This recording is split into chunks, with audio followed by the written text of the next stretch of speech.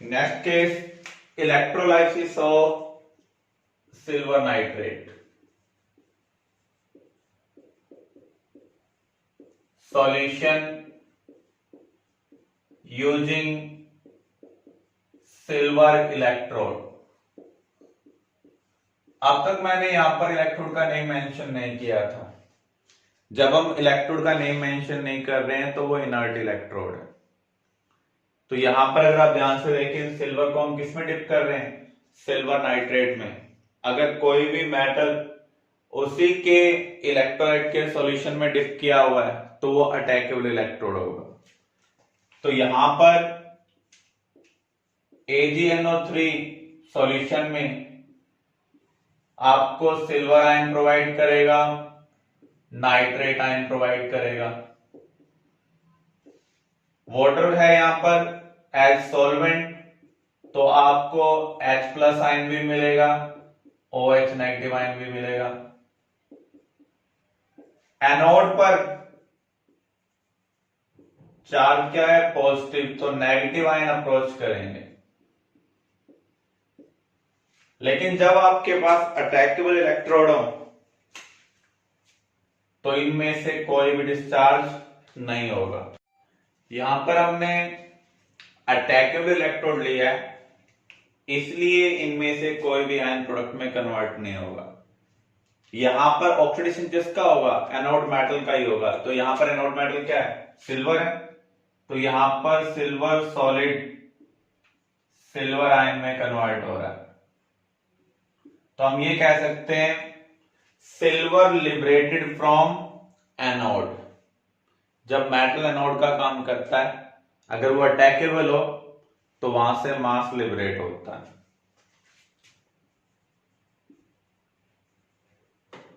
Cathode के पास negative है, तो यहां पॉजिटिव आयन अप्रोच करेंगे।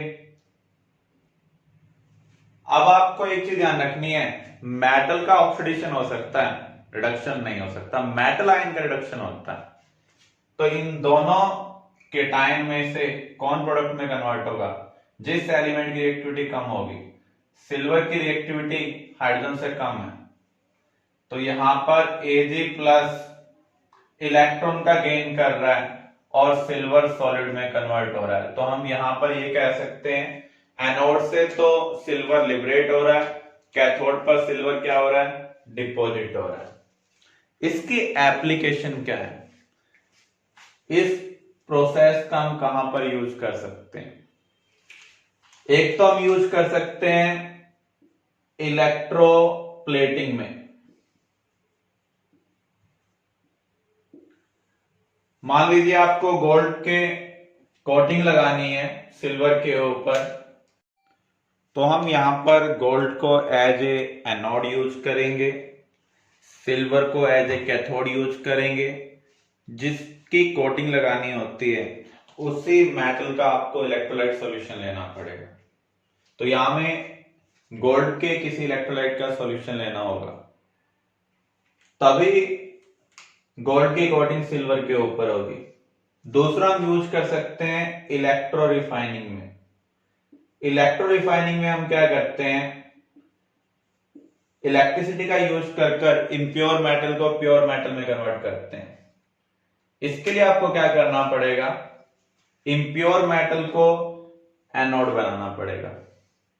जो इम्प्योर मेटल है वहां से मेटल मेटल आयन में कन्वर्ट होगा, फिर सॉल्यूशन के थ्रू वो कैथोड पर रीच करेगा, वहां पर जाकर डिपॉजिट होगा। तो प्योर रोड को हम यहां पर क्या लेंगे? कैथोड। इम्प्योर रोड को एनोड। जिसकी रिफाइनिंग करनी हो उसी मेटल का इलेक्ट्रोलाइट सॉल्यूशन हमें लेना होगा। Clear? Next topic, law of electrolysis. Electrolysis कुछ रूल्स को फॉलो करती है।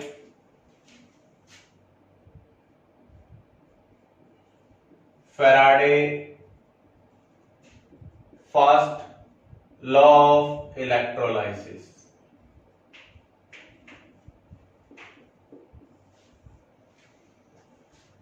According to this,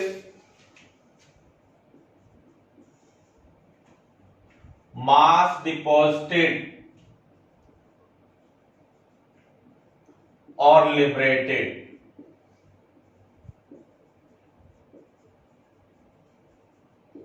on an electrode is directly proportional to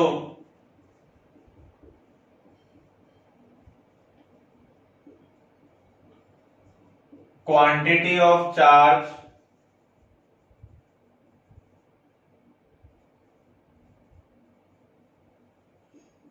passed through it।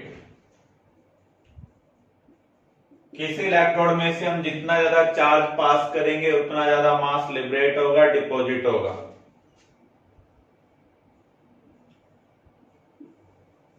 तो यहां पर Q चार्ज को रिप्रेजेंट कर रहा है, W मास को रिप्रेजेंट कर रहा है। अभी आपने प्रोडक्ट ऑफ इलेक्ट्रोलाइसिस के बारे में पढ़ा। एनोड पर Ag प्लस में कन्वर्ट हो रहा है और इलेक्ट्रॉन का लॉस हो रहा है। एक इलेक्ट्रॉन के लॉस पर एक सिल्वर एटम सिल्वर आयन में कन्वर्ट हो रहा है। अगर 100 इलेक्ट्रॉन की इन्वॉल्वमेंट होगी तो आपको 100 सिल्वर एटम 100 सिल्वर आयन में कन्वर्ट होते हुए दिखाई देंगे। इसका मीनिंग 100 सिल्वर एटम वहां पर लिबरेट हो रहे हैं। ऐसे ही कैथोड पर Ag प्लस इलेक्ट्रॉन का गेन कर सिल्वर मेटल में कन्वर्ट हो रहा है। एक इलेक्ट्रॉन पास करने पर एक सिल्वर एटम डिपॉजिट हो रहा है। 100 इलेक्ट्रॉन पास करने पर 100 सिल्वर एटम मिल रहे हैं। इलेक्ट्रॉन किसको रिप्रेजेंट करते हैं? चार्ज को रिप्रेजेंट करते हैं। तो जितने ज्यादा चार्ज को हम पास करेंगे उतना ज्यादा मास डिपॉजिट और लिबरेट होगा। अगर हम प्रोपोर्शनैलिटी का सिंबल हटाते हैं तो यहां पर हम एक कांस्टेंट लेंगे। इस कांस्टेंट को हम बोल रहे हैं इलेक्ट्रोकेमिकल इक्विवेलेंट। इलेक्ट्रोकेमिकल इक्विवेलेंट क्या होगा? अगर हम चार्ज की वैल्यू 1 कूलम पुट कर दें तो उस केस में Z किसके इक्वल है? मास डिपॉजिटेड और लिबरेटेड। तो यहां पर हम इसी के बेस पर इसको डिफाइन कर सकते हैं। It is equal to mass liberated और डिपॉजिटेड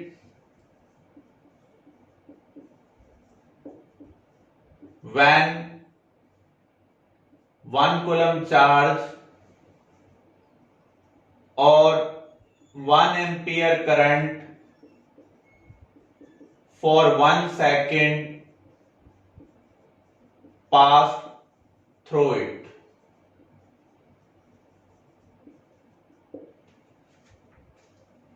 अगर हम किसी भी इलेक्ट्रोड में से 1 कूलम चार्ज पास करेंगे, जो भी मास डिपॉजिट और लिबरेट हो रहा है दैट इज इलेक्ट्रोकेमिकल इक्विवेलेंट। ये किसके ऊपर डिपेंड करेगा? Depends upon nature of metal. जैसे मेटल चेंज करने पर रेजिस्टिविटी की वैल्यू चेंज हो जाती है, सिमिलर वे में मेटल चेंज करने पर इलेक्ट्रोकेमिकल इक्विवेलेंट की वैल्यू भी क्या होगी? चेंज होगी। Equivalent weight.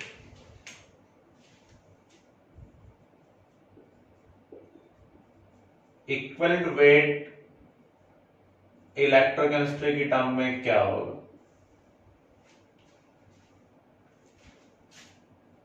It is mass deposited और liberated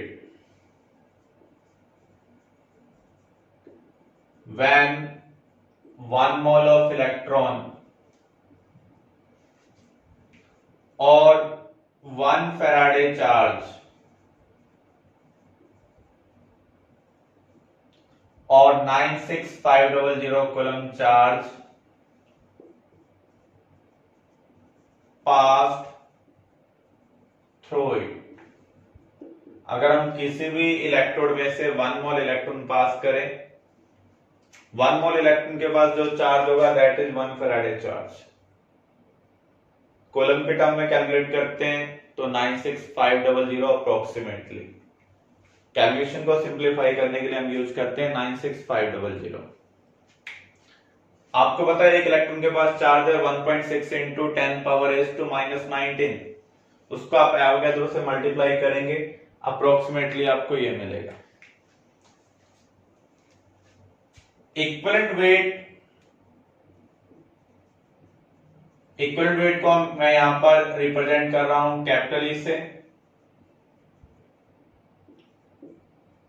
इलेक्ट्रोकेमिकल इक्विवेलेंट और इक्विवेलेंट वेट में क्या रिलेशनशिप होगी? E क्या होगा? Z into 96500। Z क्या था? 1 कूलम चार्ज पास करने पर जो मास डिपॉजिट या लिबरेट हो रहा है।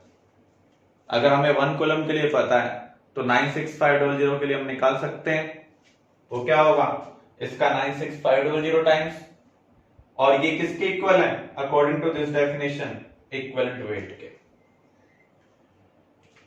तो ये रिलेशनशिप है equivalent weight and electrochemical equivalent में।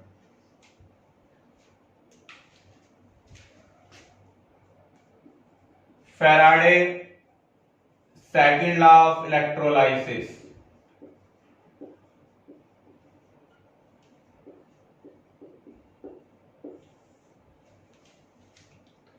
Faraday second law of electrolysis को हम कब अप्लाई करते हैं?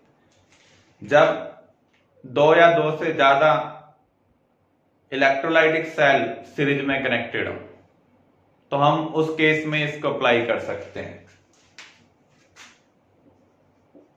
When 2 or more electrolytic cell connected in series,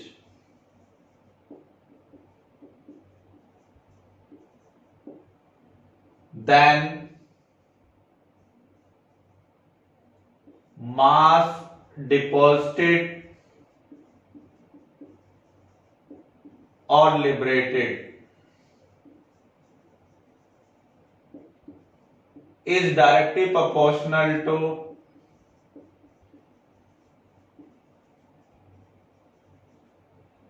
respective equivalent weight. जब 2 या 2 से ज्यादा इलेक्ट्रोलाइटिक सेल सीरीज में कनेक्टेड होंगी, किसी भी इलेक्ट्रोड से जो मास लिबरेट हो रहा है या डिपॉजिट हो रहा है वो किसके डायरेक्टली प्रोपोर्शनल है? रेस्पेक्टिव इक्विवेलेंट वेट के। तो यहां पर हम ये कह सकते हैं W प्रोपोर्शनल टू A। ये रिलेशनशिप हमें कैसे मिली? इसको हम ड्राइव करते हैं। Consider 2 electrolytic cell are in series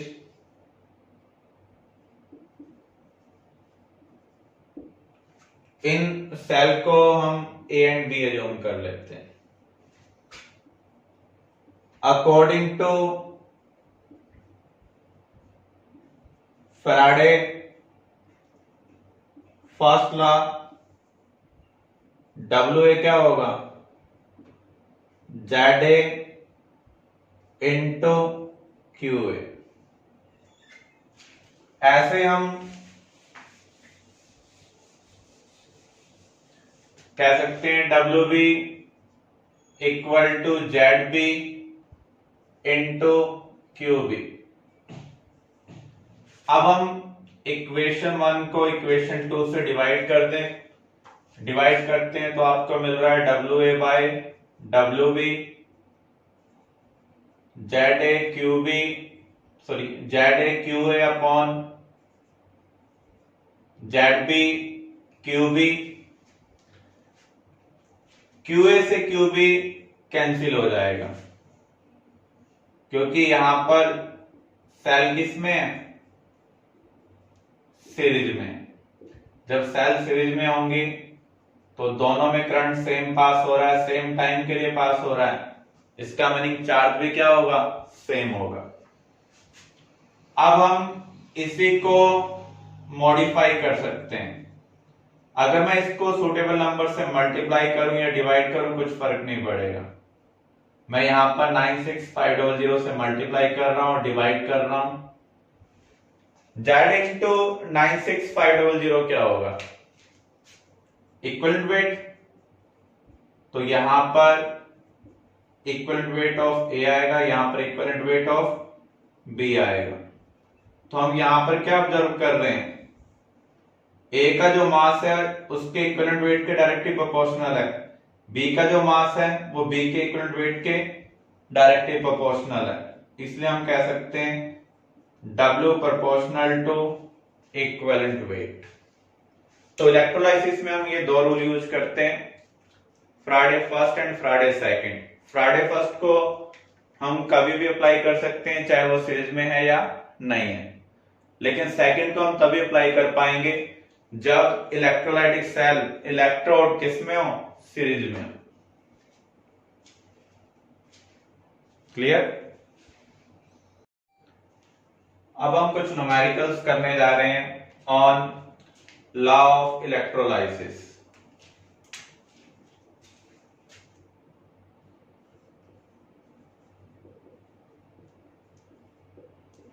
Determine charge in Faraday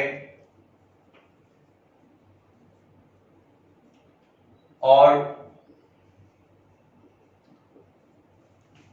Coulomb to deposit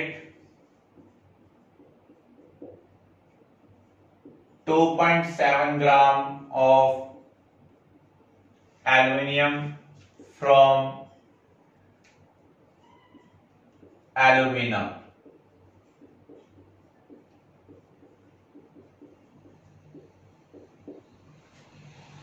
तो जब भी मास को डिपॉजिट या लिबरेट करने का कोई भी न्यूमेरिकल आपके पास आता है तो उस केस में हम Friday first and second law का यूज कर सकते हैं। अगर सीरीज वाला दिया हुआ है तो हम सेकंड का यूज करेंगे। तो यहां पर हमें Al2O3 से क्या ऑब्टेन करना है? Al। यहां पर जो एलिमेंट आपको कॉमन दिख रहा है उसकी ऑक्सीडेशन स्टेट निकालें। यहां पर Al की ऑक्सीडेशन स्टेट क्या है? 0। यहां पर क्या है? +3। इसका मीनिंग हमें Al को +3 ऑक्सीडेशन स्टेट से 0 में कन्वर्ट करना है। इस प्रोसेस में कितने इलेक्ट्रॉन का गेन या लॉस होगा? ये न्यूट्रल है, यहाँ 3 पॉजिटिव है। 3 पॉजिटिव को न्यूट्रल में कन्वर्ट करने के लिए 3 नेगेटिव चाहिए। अब हम मोल मोल रिलेशनशिप बना सकते हैं इलेक्ट्रॉन और एल्यूमिनियम के बीच में। यहाँ कोएफिशिएंट 1 है तो ये 1 मोल, यहाँ कोएफिशिएंट 3 है तो 3 मोल। अब इसको हम कन्वर्ट कर सकते हैं मास चार्ज रिलेशनशिप में, क्योंकि Al का आपको मास दिया हुआ है और आपको चार्ज कैलकुलेट करना है। 3 मोल इलेक्ट्रॉन का चार्ज क्या होगा? 3 फैराडे चार्ज। 1 मोल एल्यूमिनियम का मास क्या होगा? मोलर मास कितना होता है? 27 ग्राम। तो हम यहां से देख रहे हैं 27 gram of Al deposited bye 3 Faraday charge. हमें कितना चाहिए? 2.7। इसको 1/10 किया तो ये भी क्या हो जाएगा? 1/10। तो 0.3 फैराडे चार्ज हमें रिक्वायर्ड है। अगर हमें कूलम में कैलकुलेट करना है तो इसको किससे मल्टीप्लाई करेंगे? 96500 से। क्लियर? फिर से आप देख लें, जिससे भी आपको ऑब्टेन करना, Al2O3 से आपको Al ऑब्टेन करना है, ऑक्सीडेशन स्टेट आप निकाल लें। फिर ऑक्सीडेशन स्टेट अगर डिफर करेंगी तो या तो इलेक्ट्रॉन का गेन होगा या फिर लॉस होगा। इसके बेस पर हम इलेक्ट्रॉन और गिवन मटेरियल के बीच में मोल मोल रिलेशनशिप बना सकते हैं। रिक्वायरमेंट के अकॉर्डिंग हम उसको मास चार्ज या फिर वॉल्यूम चार्ज रिलेशनशिप में कन्वर्ट कर सकते हैं। इस स्टैंडर्ड रिलेशनशिप का यूज कर कर हम गिवन क्वांटिटी के लिए चार्ज कैलकुलेट कर रहे हैं। तो यहां पर 27 ग्राम एयर को डिपॉजिट करने के लिए मुझे चार्ज कितना चाहिए, 3 फैराडे। हमें कितना डिपॉजिट करना है, 2.7। अगर ये क्वांटिटी 1/10 हो रही है तो ये भी क्या होगी, 1/10 होगी।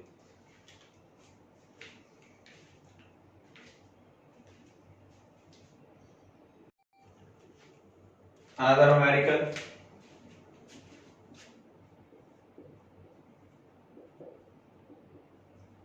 determine volume of oxygen obtained by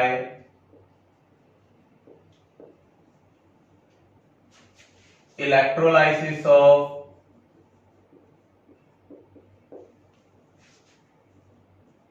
acidified water when 965 coulomb charge pass through it।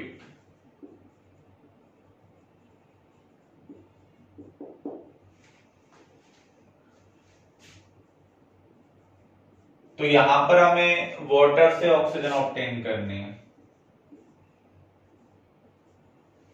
Same procedure, oxidation state यहां पर हम कैलकुलेट कर रहे हैं -2, यहां पर 0। अब आप उन एटम को बैलेंस कर लें जिनकी ऑक्सीडेशन स्टेट चेंज हो रही है। यहां ऑक्सीजन की ऑक्सीडेशन स्टेट चेंज हो रही है तो हमें ऑक्सीजन को बैलेंस करना होगा। -2 से हम 0 जा रहे हैं तो एक ऑक्सीजन एटम के लिए 2 इलेक्ट्रॉन की इन्वॉल्वमेंट है। यहां पर ऑक्सीजन कितने हैं, 2, तो इलेक्ट्रॉन की इन्वॉल्वमेंट कितनी होगी, 4। अब हमें मोल मोल रिलेशनशिप बनानी है। किसके बीच में बनानी है, ऑक्सीजन और चार्ज के बीच में, यानी ऑक्सीजन और इलेक्ट्रॉन के बीच में। इसका कोएफिशिएंट 1 है, इसका कोएफिशिएंट 4। अब हम वॉल्यूम चार्ज रिलेशनशिप में इसको कन्वर्ट कर देते हैं। तो यहां पर 1 मोल का वॉल्यूम कितना होगा, 22.4 लीटर एट एसटीपी कंडीशन। अगर कंडीशन नहीं दी हुई है तो हम बाय डिफॉल्ट एसटीपी लेंगे। 4 मोल इलेक्ट्रॉन का चार्ज क्या होगा, 4 फैराडे। कूलम में कन्वर्ट करना चाहें तो 4 इंटू 96500, क्योंकि 1 फैराडे में कितने कूलम्स हैं, 96500। तो हम क्या कह सकते हैं, according to this, according to volume charge relationship,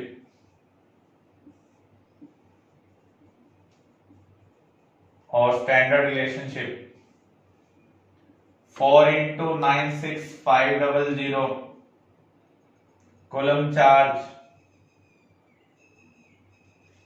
produce auto 22.4 litre. हम कितना चार्ज पास कर रहे हैं, 965 कूलम। इसको हम 1/400 कर रहे हैं तो इसको भी हमें क्या करना होगा, 1/400। ये आपका आंसर होगा। Clear.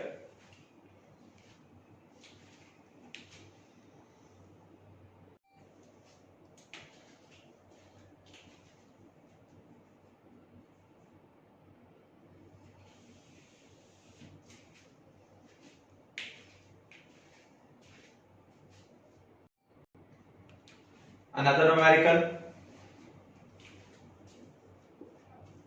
a certain current for 2 hours produce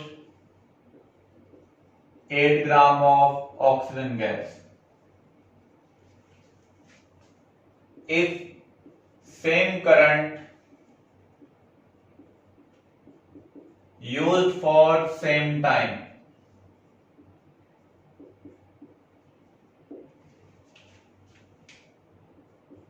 then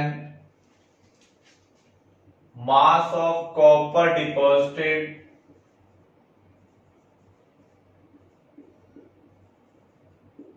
is x, determine x। अगर आप इस क्वेश्चन को ध्यान से देखें, यहां पर हम जो करंट और टाइम ड्यूरेशन ले रहे हैं वो सेम ले रहे हैं। इसका मीनिंग ये किस में है? सीरीज में।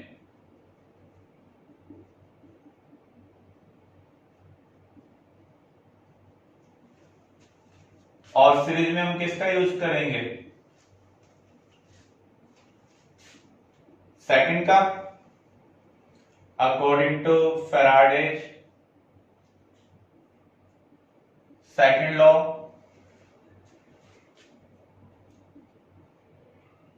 E copper upon E auto किसके इक्वल होगा? W copper upon W auto. Equal weight हम कैसे निकाल सकते हैं?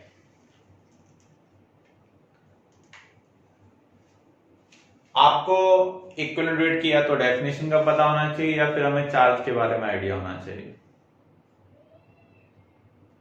हम चार्ज से भी डिवाइड कर सकते हैं एटॉमिक मास को। तो यहां पर W कॉपर क्या होगा? E copper upon E auto into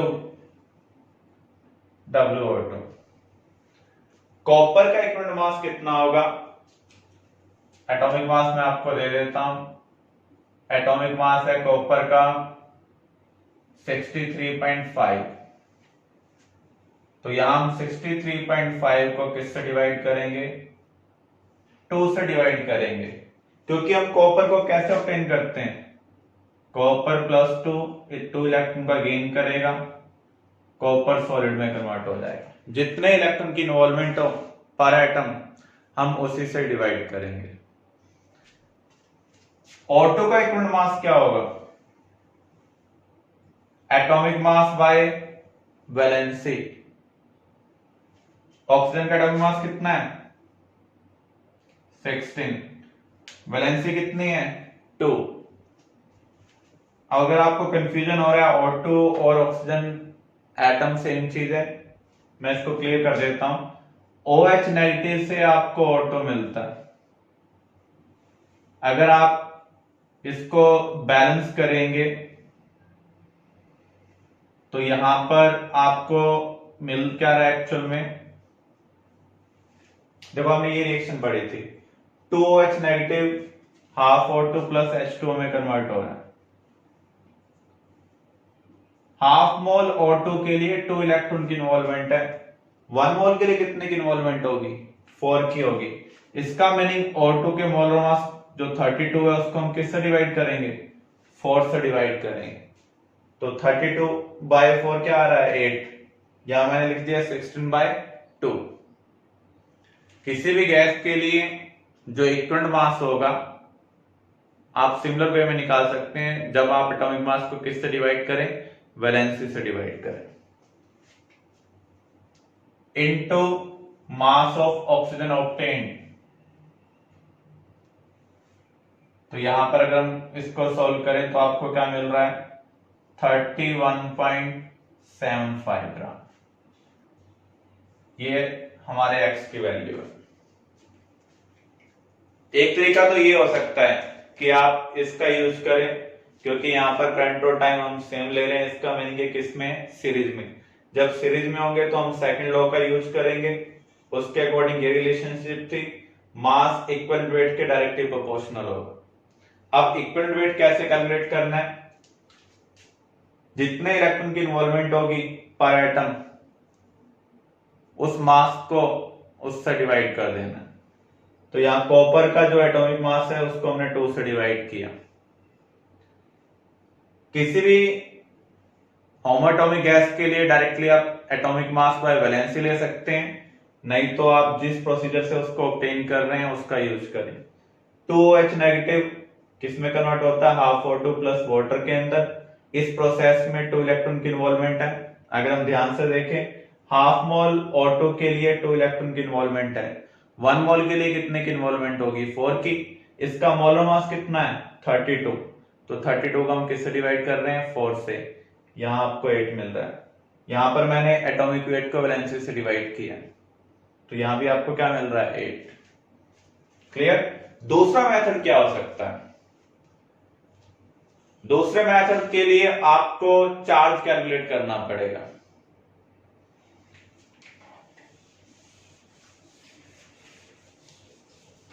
तो अगर आप ध्यान से देखें,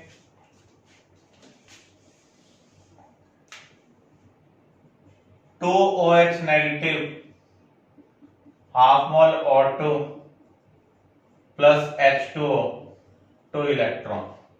तो अगर आप देखें, हाफ मोल O2 के लिए हमें कितने इलेक्ट्रॉन चाहिए? 2 मोल इलेक्ट्रॉन। हाफ मोल O2 का मास कितना होगा? 16 ग्राम। 2 मोल इलेक्ट्रॉन के पास चार्ज कितना है? 2 फैराडे। 16 ग्राम ऑफ O2 को प्रोड्यूस करने के लिए मुझे 2 फैराडे चार्ज चाहिए। यहां पर मुझे प्रोड्यूस कितना करना है? 8 ग्राम। तो चार्ज कितना चाहिए होगा? 1 फैराडे। अब हम कॉपर वाली इक्वेशन लिख लेते हैं। Copper plus 2 electron, copper solid. यहां पर अगर हम देखें, 2 मोल इलेक्ट्रॉन से 1 मोल कॉपर आपको मिल रहा है। 2 मोल इलेक्ट्रॉन का मीनिंग है 2 फैराडे चार्ज। 1 मोल कॉपर का मास कितना है? 63.5 ग्राम। हम चार्ज कितना पास कर रहे हैं? 1 फैराडे। डायरेक्टली आप इसे इलेक्ट्रॉन से भी रिलेट कर सकते थे। यहां पर अगर मैं इलेक्ट्रॉन के टर्म में काउंट करता हूं तो यहां पर इलेक्ट्रॉन का भी यूज कर सकता था। तो 1 फैराडे चार्ज के लिए कितना मास डिपॉजिट होगा? 63.5 बाय 2। हमने यहां पर दो रिएक्शन को लिखा। O2 को हम कैसे ऑब्टेन कर रहे हैं? OH नेगेटिव से। तो यहां पर मास और इलेक्ट्रॉन की रिलेशनशिप देखें, 2 मोल इलेक्ट्रॉन हाफ मोल O2 को प्रोड्यूस कर रहे हैं। मीन 16 ग्राम ऑफ O2 को प्रोड्यूस करने के लिए मुझे 2 मोल इलेक्ट्रॉन चाहिए। एक्चुअली हमने कितने प्रोड्यूस की है? 8 ग्राम। तो 8 ग्राम को प्रोड्यूस करने के लिए मुझे इलेक्ट्रॉन कितने चाहिए? 1 मोल इलेक्ट्रॉन या फिर 1 फैराडे चार्ज। क्योंकि यहां पर हम करंट और टाइम सेम ले रहे हैं। करंट और टाइम का प्रोडक्ट क्या होता है? चार्ज होता है। तो यहां पर जो चार्ज यूज हो रहा है यहां पर भी सेम होना चाहिए। कॉपर कैसे डिपॉजिट हो रहा है? कॉपर प्लस 2 इलेक्ट्रॉन का गेन कर कॉपर सॉलिड में कन्वर्ट हो रहा है। 1 मोल कॉपर 2 मोल ऑफ इलेक्ट्रॉन से डिपॉजिट हो रहा है। हम 1 मोल इलेक्ट्रॉन पास कर रहे हैं, तो कॉपर हमें कितना मिलेगा? Half mole. हाफ मोल का मास कितना है? 63.5 by 2। Clear?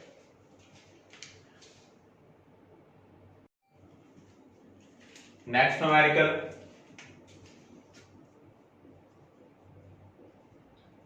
Three electrolytic cell A, B and C are in series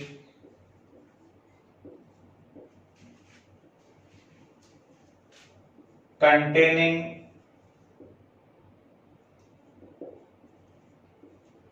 silver in silver nitrate, copper in copper sulfate and zinc in zinc sulfate solution respectively.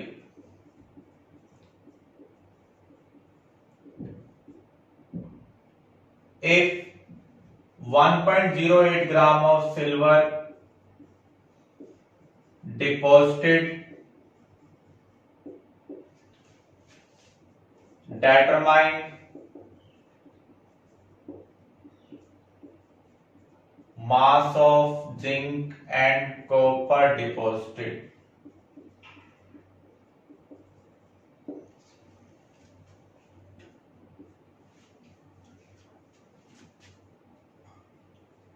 determine time duration of current passed if 2 ampere current used during electrolysis। अगर हम given statement को देखें ध्यान से तो यहां पर आपको क्या बताया हुआ है, सेल किसमें, सीरीज में। तो हम क्या कह सकते हैं, since cell in series so according to Faraday's second law हम क्या कह सकते हैं, हमें क्या चीज कैलकुलेट करनी है, जिंक का मास, कॉपर का मास। तो हम सॉल्व कर रहे हैं फॉर मास ऑफ जिंक। तो यहां पर WZN upon W silver equal to equivalent weight of zinc upon equivalent weight of silver. Atomic weight आपको मैं यहां पर दे देता हूं। एटॉमिक वेट सिल्वर का है 108, कॉपर 63.5, जिंक 65.5।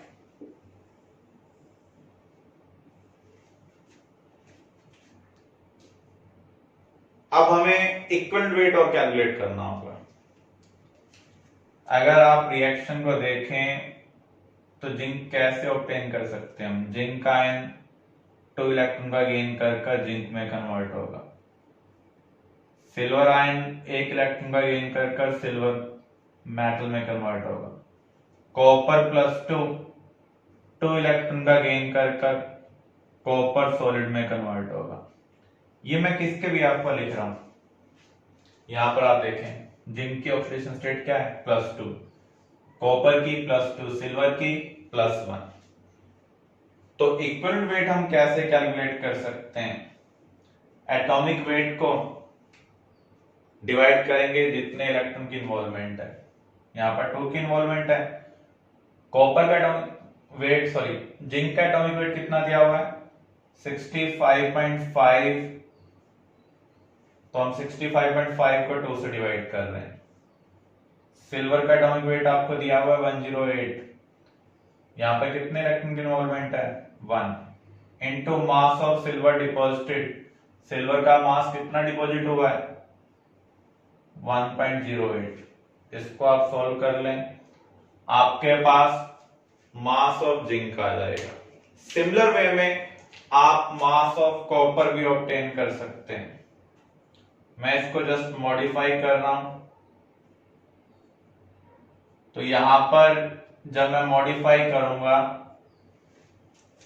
तो यहां 65.5 की बजाय क्या आ जाएगा 63.5, क्योंकि यहां पर कॉपर का एटॉमिक वेट कितना दिया हुआ है 63.5। कितने इलेक्ट्रॉन की इन्वॉल्वमेंट है 2, इसलिए हमने 2 से डिवाइड किया। नीचे मैं सिल्वर ही रख रहा हूं, वही इंफॉर्मेशन है। सिल्वर का कितना मास डिपॉजिट हुआ है 1.08, इसे आप सॉल्व कर लें। इस तरीके से आप जिंक और कॉपर का मास कितना डिपॉजिट हुआ है using information of mass of silver deposited. अब हमें सेकंड पार्ट को सॉल्व करना है। सेकंड पार्ट को सॉल्व करने के लिए हमें टाइम कैलकुलेट करना है। करंट और टाइम में क्या रिलेशनशिप है, करंट को अगर हम टाइम से मल्टीप्लाई करते हैं तो आपको चार्ज मिलता है। तो यहां पर करंट के बारे में इंफॉर्मेशन दी हुई है, टाइम निकालना है, लेकिन इस क्वेश्चन में कहीं भी चार्ज नहीं दिया हुआ है। गिवन इंफॉर्मेशन का यूज करते हुए मुझे चार्ज कैलकुलेट करना होगा। अगर मैंने चार्ज कैलकुलेट कर लिया, करंट मेरे पास है, तो मैं यहां पर टाइम कैलकुलेट कर सकता हूं। अब हम चार्ज कैलकुलेट करते हैं पहले।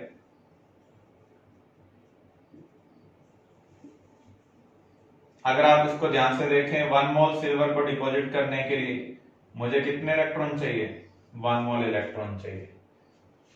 सिल्वर का मोलर मास कितना है 108 ग्राम, 1 मोल इलेक्ट्रॉन का चार्ज कितना होगा 96500 कूलम।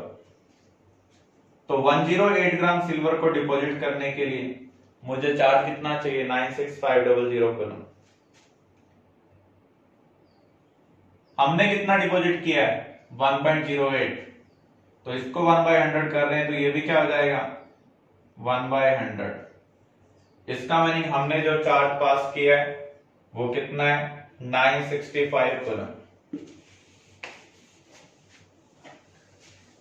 अब हमें टाइम कैलकुलेट करना है, charge upon current, charge 965 coulomb है, टाइम करंट कितना है 2 एम्पियर। इसको आप सॉल्व कर लें, ये टाइम आपको किस में मिल रहा है सेकंड में मिल रहा है। अगर हम चार्ज कूलम में पुट करते हैं, करंट एम्पियर में पुट करते हैं, तो उस केस में जो आपको टाइम मिलेगा वो किस में मिलेगा सेकंड में मिलेगा। क्लियर?